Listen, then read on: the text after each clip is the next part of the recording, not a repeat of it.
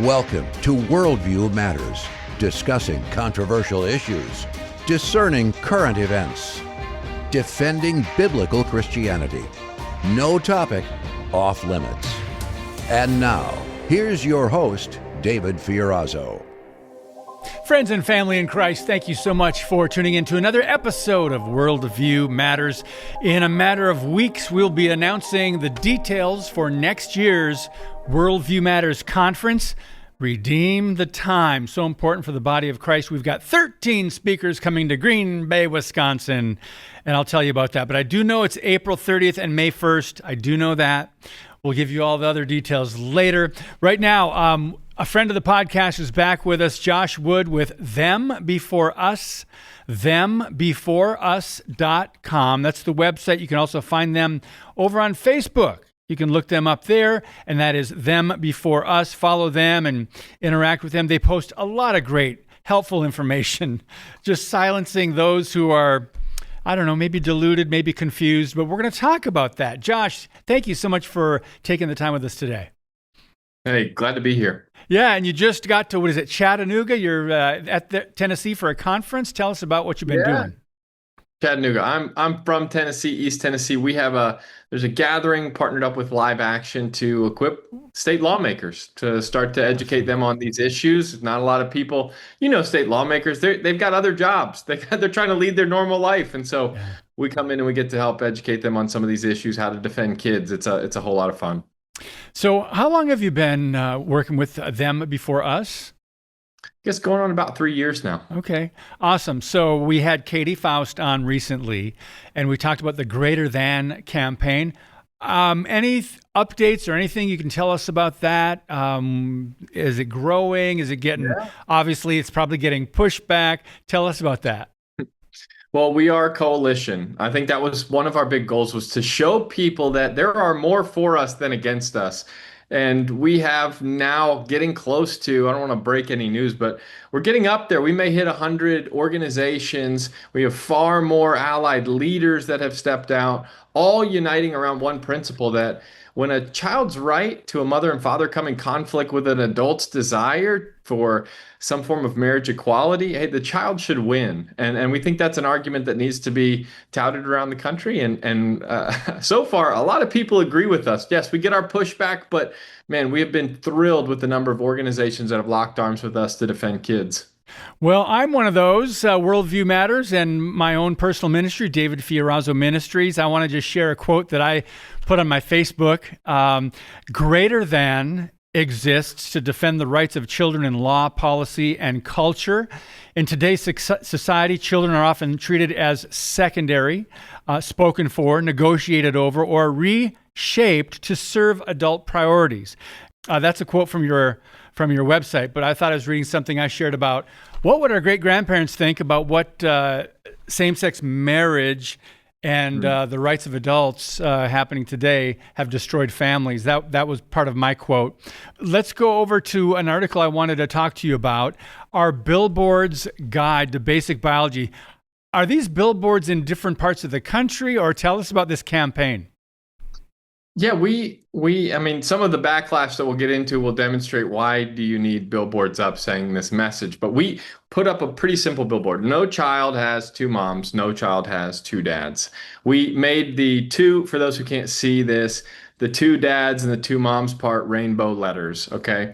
We put these up in a couple places in Ohio, Alabama, so it's kind of Midwest and some of the Southeast. And we weren't honestly sure how it would go. I mean, for the last 2,000 years, this would be a footnote, right? No one would care at all what saying that message. Everyone would say, duh, what does this mean? But it's interesting. They got a ton of pushback from people who wanted to argue that no, a child doesn't come out of the womb as a result of two people. A child doesn't belong with two people. A child's mother, father, maybe mothers, fathers, are whatever we say they are. And honestly, the pushback has been incredibly surprising. Well, yeah, and you'd expect probably a lot of opposition because of what you're doing. I mean, truth has been redefined. And at the end of the article, I want to make sure we get to that and emphasize the point of this campaign of redefining words, because the left and those who would push demonic agendas they've been surprisingly successful at redefining terms and using language that sounds good, but it is so far from the truth, and it's just propaganda. So let's start with, walk us through this, Josh. Now, you put this out in a couple weeks ago, recently, actually last week or so, 5 basic truths that triggered the activists. And, you mentioned your billboard. So let's walk through this, starting with biology for me, not for thee, and anything else you want to elaborate on here as we take this point by point to equip our audience. Well, biology for thee and not for me, it's pointing to one fundamental, maybe pattern or fact about the creation of children. Within the LGBTQ community, you see so many people wanting a connection. There was a study out of, I think it was the Williams Center at UCLA, that actually said that the adoption, which we hear all the time, is basically, if you listen to the media, the only way that children enter an LGBTQ household would be through adoption. But this study showed that the majority of LGBTQ adults do not want to choose adoption. They want to create a child. Well, why? Even that study we listed on our website, you can go see. I think it's called Biology Hypocrisy, but it lists these different statements from these adults saying things like, I wanted a connection. I wanted the kid to look like me. It felt special that they were mine. What does that sound like? That's every adult you know. Adoption is a rare, and it's a difficult calling. It's something that we believe God puts on your heart to try to repair a broken situation. It's not something just more common in one group of adults than another. Why did we think that a certain group of people, LGBTQ adults, would not want to procreate or try to create children that look like them, that share their eyes, that look like their partner? Well, it's just biologically impossible for a certain group of people, same individuals in same-sex relationships. And as a result, they get as close as they possibly can. Right? Even in lesbian relationships, we've seen this phenomenon of what's called reciprocal IVF, where 2 women will pay thousands more dollars to pull an egg out of one partner, to find a donor sperm that they'll purchase, combine it in a lab, and then put it in the other partner so that one woman is the biological mother and one woman gestates the baby. Why? Well, one of the quotes from our article says, the woman says something like, I wanted to get as much of the biological connection as I could.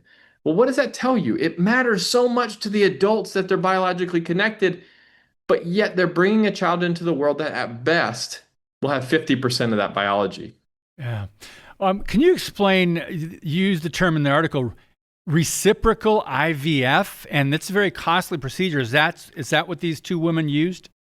Yeah, so they'll have one woman gestate. I mean, it's just crazy because IVF, as we know, it's very dangerous for the embryos. They're frozen, they're thawed, some will not even survive in the lab culture. They put their children through this massive process for one reason alone, so that one woman, the egg comes from her, and one woman gets to gestate the baby because they want that connection. So I don't think a lot of people understand what you just shared about the IVF process, because even Christian couples who have struggled with infertility have been going down or had gone down this path. I mean, at one time, my wife and I considered it. We didn't. But I think there's a lot of confusion, or maybe the information is out there is not accurate, and people aren't being warned about what happens with all these, I guess, extra embryos. Can you talk to us a little bit more about that before we move on? Totally. What people need to understand is that the fertility industry is just that. It's an industry. They take women and men who are heartbroken about infertility, are seeking any solution, and they're often shuttled not to doctors that might seek to diagnose what's wrong with their bodies. God created our bodies to reproduce, and so we need to use medicine to heal our bodies so they can do what they were naturally created to do. Our medical system has not done that. It's shifted us to the easy, just take a pill, just do this procedure, not let's diagnose and discover. And maybe it involves lifestyle change, maybe it doesn't. Maybe it involves surgical intervention, but we're going to get your body healthy again. IVF is the opposite. It says, we're going to try to bypass what may be going wrong, create life in a lab, and then put it back inside you. Well, the challenge with that is in order to make the numbers work and the money work, they have to create, it's like going to, honestly, Las Vegas. You need the best odds possible. So they'll create sometimes 30 embryos at a time. They'll pull all the eggs they can from the woman. They'll create as many embryos as possible. That's a child embryo. It's a child at day 3 of life. They take a snapshot at day 3. Sometimes they use AI to determine how much has the baby grown in that 3-day period in this manufactured lab created solution that is not as good as the womb. So many die just in those first 3 days because the solution is not the same. The lighting is not the same. The temperature is not the same. Well, at day 3, they essentially are able to grade. And they know from their systems and their scales how likely each embryo is to result in a live birth if given the chance. They take, of those 25 that have survived to day 3, they'll take one, the best one, the A plus.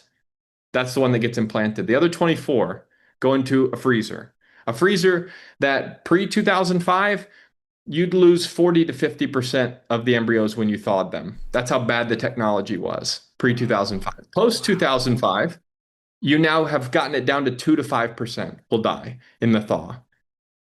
But to put that in perspective, your toddler, I have a toddler at home, a 2 to 5% death rate is roughly open heart surgery. So would I, even in the better situation where the technology has improved and I choose to freeze the embryo, which 98% of all IVF cycles include, would I choose to freeze the embryo for the chance at life? Would I undergo a medically unnecessary procedure for my toddler, equivalent to open heart surgery, for the possibility of life? No, no doctor would ever sign off, no ethics board would ever sign off if that was considered a child to go through an unnecessary procedure to give you a chance at life. No one would ever do that.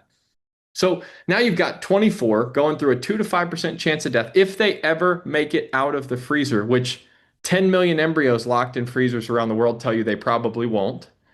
And then that one that got implanted, we will see if they survive to birth. When you add all that up, you end up getting somewhere around 97, 98% never result in a live birth if they're created in a lab. I mean, it's pretty shockingly bad numbers. This is really sobering information, but we have to talk about it because so many people are not informed on this. So thank you, Josh. As part of the quote on your article here, the woman said, "I carried our daughter, so she is both of ours, but there's no dad. Where's the dad?" I want to go to your website briefly. Right on the homepage of your website, there are some statistics. Children growing up without their mother and father, 20 times more likely to end up in prison. In other words, a single parent home. Now, 2 moms is not a mom and a dad. 9 times more likely to drop out of high school, 5 times more likely to die by suicide. And you can find those right on the homepage of thembeforeus.com. And that leads me to the next question and the next part of what we want to talk about. Stepdads, they say, "Oh, you hate stepdads." Before I mention this, Josh, there is an article that came out. It's called "Do Step Parents Matter?" That is over at Them Before Us, put out by Nick Spencer and Them Before Us. But I want to make sure you guys know that's there. It gets into detail more on this. But talk about your response to this. Oh, so you hate stepdads, Josh? Well, that's the red herring. So if I say no child has 2 moms, if I say no child has 2 dads, well, they ask, well, what about the kid who is 5 or 6 years old and his mother and father divorce? And he now sees his dad, statistically, they say that by the time a child reaches 18, if he's in a divorced family, half of those children have lost contact with one of their parents. Okay. So you take that 5-year-old whose dad, he was his hero, and now he doesn't see at all because of divorce. I mean, that's a total tragedy, right? Well, what they're insinuating is that when mom remarried, which is incredibly difficult on children to have a new male in the home that they are not related to. I can relate to this. I'm a child whose parents got divorced. These create all sorts of family dynamics. What they're saying is, oh, so you hate divorced parents, you hate stepchildren, you hate step parents because you're stating children don't have a mom, two moms or two dads. Wait a second. You're going to tell that 5-year-old your mom got remarried, so now this is your second father? I mean, give me a break. No one who has been through that. Now, are there heroic step parents? Some who step in for absentee fathers? Absolutely. But you take both sides of this coin. When your dad was awesome and you lost maybe through tragedy or abandonment or circumstances, you don't have a stepfather enter the picture and then say, this is my father. I have nothing to complain about because I just got another dad. No one says that. And on the other end, when you have a dad who's delinquent, who left your mom, maybe was abusive to your mom, and she remarries, no one says, what are you complaining about? You have another dad. We replaced him. It doesn't matter that he was abandoning you. It doesn't matter he was abusive. It's just such a non sequitur argument. But what it does is it tries to distract from the fact that some people really are trying to make us believe in culture that a child comes out of a womb that someone rented, is given to two men, and we call those two men dad, and that's supposed to be normal. I'm not going to accept the argument. Thank you. And again, friends, you can find this article over at thembeforeus.com. They're also on Substack. This one is called, about their billboard, Our Billboard's Guide to Basic Biology. Let's go to step 3, or number 3 in these myths. Oh, by the way, I love what you said. Step parents step in after a family breaks. That's pretty clear. Number 3, so you guys are against adoption? Tell us about this conversation that we're looking at on the screen there, Josh. Like it is, I mean, this is the left's whole argument here, is to distract. So you're against adoption. What we're recognizing, no matter if a child is placed for adoption and is adopted into a wonderful home, no matter if your parents get divorced and your step parent becomes your hero, none of that takes away from the fact that a child has a mother and a father. None of that takes away from the fact that in order for that child to be adopted, in order for that child to have a step parent, the child lost something. Why does it make some adults so mad to acknowledge that the child has to lose something to find themselves in that arrangement? It's because some adults want to do it on purpose. They don't want it to be a tragedy. They want to have pre-planned it and to act like it's normal. That's the only reason they have any issue with this, is because they need it to not matter to the child. Yeah, and I want to mention an article that Katie put out last year at Them Before Us. It's called, If You Created the Orphan, It's Not Adoption. And I'm sure she gets into that in depth. So these are just ways, friends, we've got to understand how we can respond to this growing movement and this ideology that it's just really propaganda, putting down truth and biblical morality and biology and the family unit, really minimizing the true God-ordained family and marriage between one man and one woman. So let's go on, because for the sake of time, it's going by faster than what I thought. So number 4, mind your business. Oh, mind your own business. This is not your business, Josh. Why is Them Before Us concerned about what I do in my home? I got a better question. Why do people who want to do bad things to children always turn around to everyone else and say, what do you care? Stay out of my business. Good question. Why? I'm like, wait a second. Child protection, let's just take a Christian stand on it. Child protection has always been the church's historic interest. It's always been our vocation. Anytime anybody is threatening the life of a child, we're Americans. We love freedom. We love liberty. We love parental rights. Of course, no one would defend a child being abused. We would not say that's his right, it's his freedom. No way. When a child is being endangered or being put in danger or is being harmed, it's the right of every person. I don't care if you're a Christian or an American or whatever. Any good person is going to step in. And it's funny to me that the group who always says, mind your business, is the one that wants to be able to place a child with an unvetted adult, like we saw in Pennsylvania, who was on the sex offender registry, who bought a child through a surrogate and took a kid home, even though he had been put in jail as a pedophile. Wait a second. It's like, mind my business. It's exactly my business to prevent you from acquiring a child. Wow, this is just some amazing stuff that we hear about, and people are hopefully starting to connect the dots and wanting to protect children like you guys are trying to do. There was something I was going to. Oh, I love this comment of a woman that commented on the posts about the billboards you guys put up and said, "I appreciate your message. You changed my mind on IVF and surrogacy. Thank you for all you're doing." And that's what we're trying to do, raise awareness about this, inform people, especially the Christian community, on how we should be thinking biblically and morally about these issues. It's very important. So this is a big one, Josh, this last one. Define love, first of all.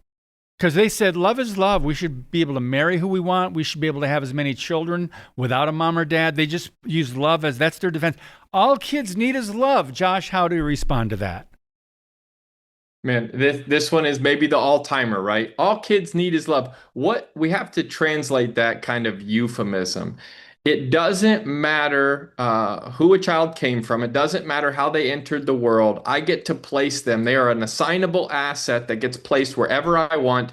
And so long as they have 2, maybe 3, 4, 5 adults who love them, they should be fine.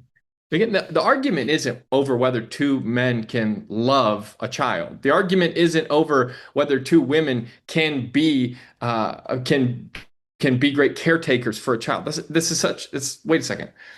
It's an argument at its core. Will we allow society and bad actors to redefine what it means to be a child? If a mother and father are not a feeling, they're a fact. That means that when a child comes out of the womb, do we fundamentally believe as a society that that child belongs with a certain 2 people? Or, as this group would like you to believe, does this child come out as an assignable asset that waits until better adults get to decide through contracts and paperwork and an international supply chain of sperm, egg, and womb, they get to determine where this child fits best? I would assert that if this is a civilizational question. If a child is no longer a person coming into the world with a claim on 2 people, belonging with 2 people, then that child belongs with no one, has no purpose, can be assigned to anyone. That is a very dangerous road for society to go down. I also want to mention at the beginning, this woman said kids should be loved. Yes, we agree with that. All children should be loved, but then it shouldn't matter who raises them. Stop. And that's what Josh just answered. It does matter who raises them, and they're redefining truth, God, truth, family, and parenting. So I love your reply to in this world, spreading hate only hurts people. So in their view, and that's their worldview, you, Christian, conservative, that believe in God and biology and the natural family unit, you're spreading hate by these billboards. And just share how you replied to that one. Well, we can't control that stating a biological fact that everybody knows. Every single person in this world came from a man and a woman, a period. We can't control that in 2026 has now become hate speech. That is a basic biological fact that even President Obama would have agreed with before he evolved. So this is not that long ago that this became debatable. So we can't cede ground as Christians and refuse to say, well, you're not being winsome, you're not being kind.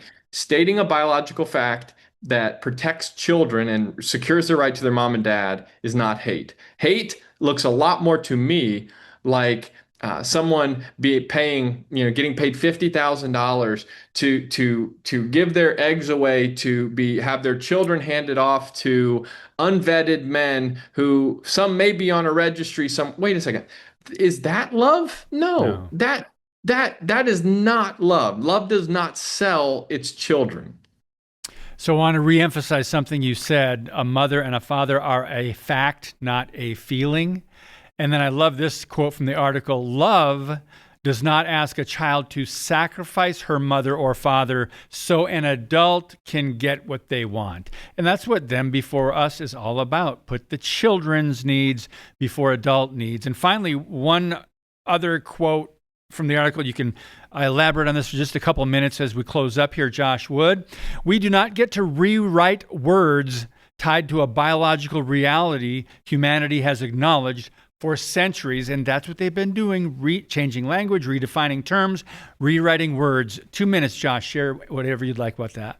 Well, it's the important thing for every Christian to remember is that you do not have an easy choice here. You will either upset adults who want something very badly, or you will victimize children. Those are your only two options. The fact that they are so bent on redefining these words means that you have now no option to just stay silent. If you do that, we will redefine child, and we will require children go into families with 2 women and 2 men. That means necessarily that child will lose a relationship with their mother to make possible what the adults want. So is it costly to speak up? Is it costly to say children have a mom and a dad? Yes, it will cost you things at work, at home. It may even cost you things at church. But you have to remember the person you are refusing to offend is the child. The person you are refusing to let play the victim is the adults. We need to reframe. When you say, wait a second. It is the child who is being victimized here. It is the child who's being asked to sacrifice. And even though this makes you uncomfortable to hear, that child has a mother and father. They deserve to be with them, no matter what it costs you. Josh, thank you so much. This is so necessary. Friends, I encourage you to follow Them Before Us on Substack, but you can go to their main website, thembeforeus.com. Great information, helpful information that 10, 20 years ago, maybe 20, 30 years ago, I didn't think we'd need to be having these conversations, but we absolutely do. Unfortunately, that's where moral relativism takes us, and that's these agendas that are demonic, really, against God, against truth, against family, and against Christians too, and how we want to live our lives. Brother, thank you for all that you do. Lord willing, we'll do this again. Thank you. Friends, thank you. Share this one. God bless you. And as always, keep speaking the truth about things that matter. We will see you next time.